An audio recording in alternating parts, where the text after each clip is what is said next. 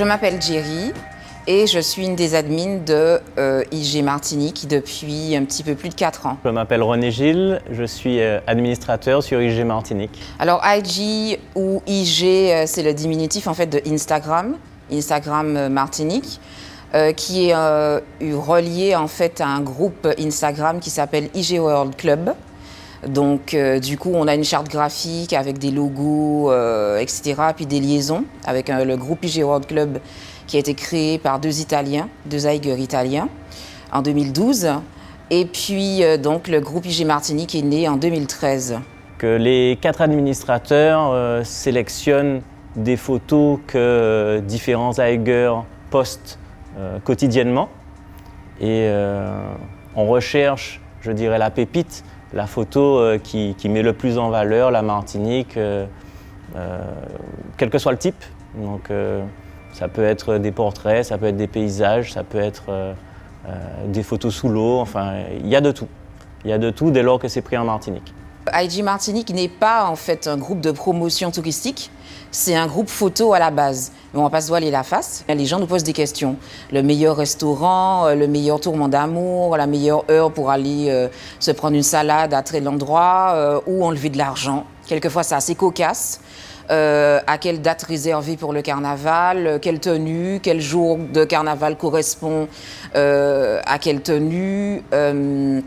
Et puis des petites questions sur la végétation, les plantes, les horaires de certains sites. Alors petit à petit, la plupart des sites touristiques, les jardins, etc., essaient de travailler leur communication online. Et c'est assez facile de les renvoyer en fait vers les professionnels en question. Quand je suis arrivé sur Instagram, j'étais déjà passionné de photos. Maintenant, je n'avais pas trop de technique ni de regard poussé sur la photo.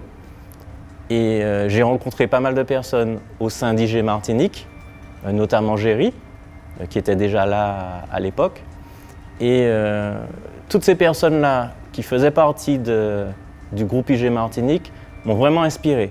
IG Martinique a été obligé d'être dans une certaine conscience, donc finalement on pousse les gens quelquefois à consommer, y a pas que nous, mais bon, on y contribue à consommer l'accès à certains sites, quelquefois avec des formes de pollution lors de leur randonnée ou de leur visite. Donc du coup, par derrière, on mène certaines actions, soit du nettoiement, soit effectivement du relais avec certaines administrations pour veiller soit à la signalétique sur les sites ou à plus de prudence par rapport à l'usage de certains sites qui peuvent être dangereux, comme par exemple l'œil bleu.